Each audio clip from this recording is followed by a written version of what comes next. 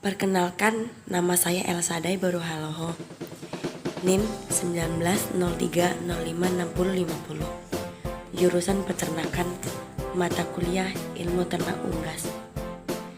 Di sini saya akan menjelaskan tentang manajemen pakan unggas. Manajemen pakan ternak unggas, peternakan atau sektor pangan, prioritas pertama dan utama dalam program pembangunan nasional. Pakan, aspek ilmu peternakan yang mempelajari tentang bahan pakan untuk ternak, baik secara konvensional maupun inkonvensional. Nutrisi, aspek ilmu peternakan yang mempelajari hubungan antara ternak dengan zat-zat makanan yang mempengaruhi pertumbuhan atau perkembangannya. Formulasi, perkombinasian beberapa jenis bahan pakan untuk mencukupi kebutuhan nutrien ternak. Nutrisi, aspek ilmu peternakan yang mempelajari hubungan antara ternak dengan zat-zat makanan yang mempengaruhi pertumbuhan atau perkembangannya. Formulasi, perkombinasian beberapa jenis bahan pakan untuk mencukupi kebutuhan nutrien ternak. Pakan terbagi menjadi dua, yaitu pakan konvensional adalah pakan sudah lazim, sangat umum digunakan untuk ternak, biasanya terjamin keberadaannya. Contohnya jagung, SBM, bungkil kedelai, sorghum, dedak padi, dan polar. Yang kedua, pakan inkonvensional adalah pakan yang belum lazim untuk digunakan, susah didapatkan, bersifat musiman. Contohnya tepung kulit kerang, tepung bekicot, tepung kepala udang, bungkil biji kapuk, dan lain-lain. Beberapa bahan pakan dengan faktor pembatas: 1. Asam sianida, terdapat tepung gaplek, singkong, bungkil biji karet. Serat kasar, terdapat bungkil inti sawit, lumpur sawit, tepung ongo. 3. Kitin, terdapat tepung kepala udang. Tanin, terdapat sorghum. Gosipol, terdapat tepung biji kapuk. Antistripsin, terdapat bungkil kacang tanah, bungkil biji saga, dan kacang gude. 7. Aflatoksin, terdapat bonsai kelapa. 8. Asam pitat, terdapat dadak halus. 9. Tosok bumin, terdapat bungkil biji kemiri. Cara menghilangkan faktor pembatas: yang pertama, pencucian. 2. Perendaman. 3. Pemanasan atau kukus, rebus, sangrai, dan penguapan. 4. Pengeringan atau matahari ataupun oven. 5. Ekstraksi, pemerasan, penekanan, bisa mengurangi kadar. 6. Pencacahan atau pemarutan, bisa menjadi partikel kecil. 7. Penggilingan. 8. Pendinginan. 9. Penambahan bahan kimia. Dan 10. Fermentasi atau penambahan kapang.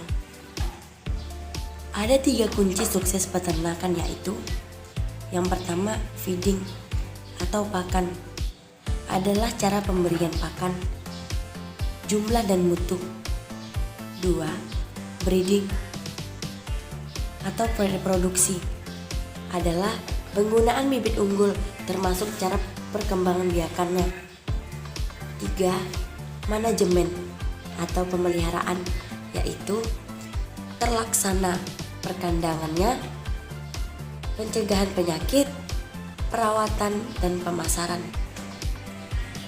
Manajemen pakan ayam yang perlu diperhatikan yaitu: 1. Kaya akan nutrisi, tidak asal kenyang, tetapi pakan harus mengandung energi, protein, lemak, vitamin, dan mineral yang seimbang serta sesuai dengan fase pertumbuhan.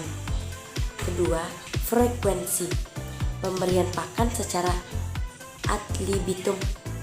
3. Tepat waktu, harus on time dan terjadwal, biasanya diberikan pada siang dan sore hari. 4. Tempat pakan harus bersih, pilih warna cerah dan sesuaikan jumlah dengan ayam. Jangan sampai berebutan. 5.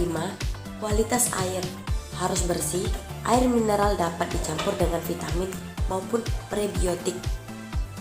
Sumber pakan ternak unggas.